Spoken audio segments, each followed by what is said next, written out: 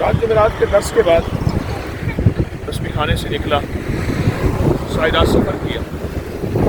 اور نماز فجر مانسیرا میں پڑھی، اور وہاں کے سے پھر انشاءاللہ کاغان میں حاضری تو کاغان سادات کے گھر آل رسول کی نسبت سے وہاں حاضر ہوں۔ ابھی واپسی پھر لاہور کی طرف، اور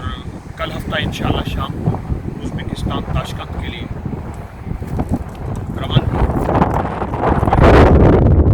ایک خیال آیا کہ قرآن کہتا ہے کہ افلا ينظرون الى الابل كيف خلقت والى السماء كيف رفعت والى الجبال كيف نصبت والى الارض كيف سطحت۔ جب تم پہاڑوں کو دیکھو تو دیکھو اللہ پاک جل شانہ نے ان پہاڑوں کو کیسا نصب کیا۔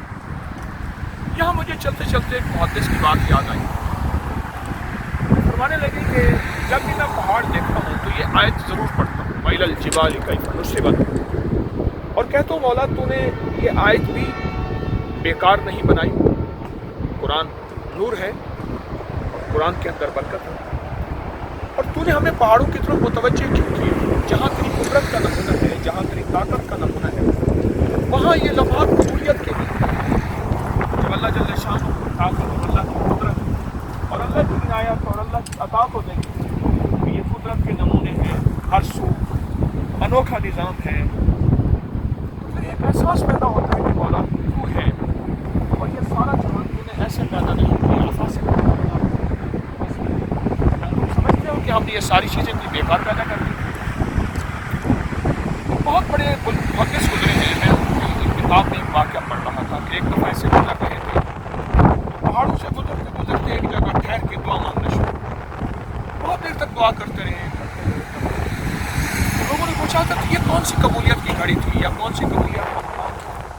یا کون سی قبولیت کی جگہ تھی جس میں آپ نے دعا پڑھی اور دعا کی؟ تو شیخ فرمانے لگے کہ اصل مجھے سمجھ آ رہی ہے، قبولیت کی جگہ سمجھ آ رہی ہے، بس اللہ کی نشانیوں میں سے ایک نشانی ہے کہ افلا ينظرون الى الابل كيف خلقت، تم نے دیکھا نہیں کہ ہم نے اونٹ کو کیسے بنایا، اور تم نے دیکھا نہیں کہ ہم نے پہاڑوں کو کیسے نصب کیا۔ میں اللہ کو اللہ کی نشانیوں کے وسیلے دے رہا ہوں اور واسطے دے رہا ہوں، اور اللہ سے عرض کر رہا ہوں کہ یا اللہ یہ نیچے بہتا دریا اور اوپر اتنے بڑے سمندر اور دائیں بائیں سمندر پانی کا اور دریا اور پہاڑ اور یہ سارا، یا اللہ میں تیری نشانیوں کا واسطہ تجھے دے رہا ہوں اور درخواست کر رہا ہوں کہ اپنی نشانیوں میں تو مجھے قبولیت اور محبوبیت عطا کر، اپنی نشانیوں۔ اللہ یہ تیری نشانی سچیاں ہیں کہ تو بھی سچا ہے اور تیری نشانیاں بھی سچی ہیں، تو اللہ ان نشانیوں میں مجھے وہ برکت عطا فرما، کیونکہ اللہ پاک جل شانہ نے قرآن میں فرمایا کہ یہ جو صفا مروہ ہے میری نشانیاں ہیں، تو صفا مروہ میں دعا قبول ہوتی ہے۔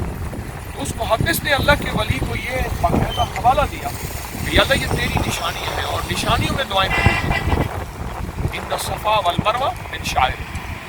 اللہ، یہ پہاڑ تیری نشانی ہے، تیری طاقت، تیری قدرت، تیری عظمت اور تیرے کمال کو بیان کرتی ہے، وجہ نشانیوں میں تو مجھے برکتوں کا اور خیروں کا ذریعہ بنا دے،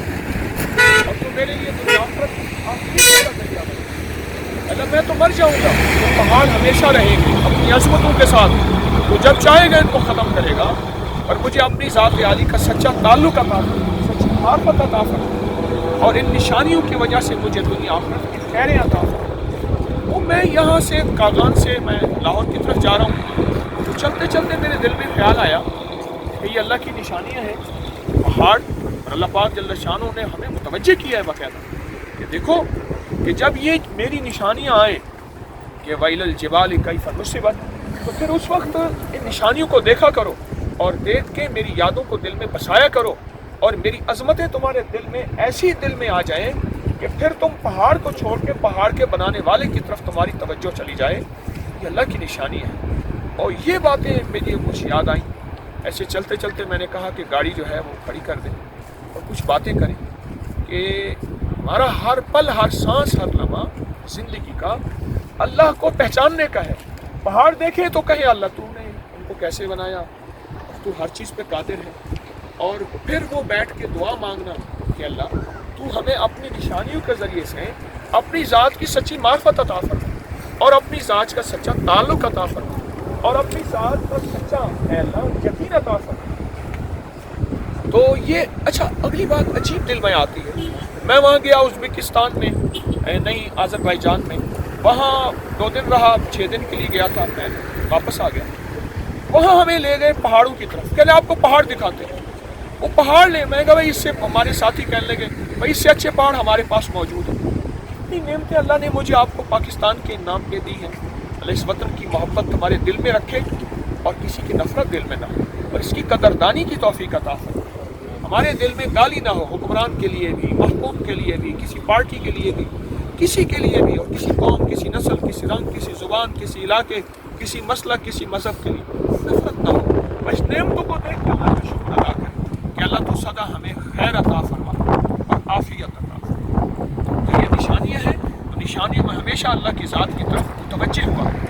اللہ پاک برکت عطا فرمائے اور کاغان کے اس سفر کو سدا خیر کا ذریعہ بنائے،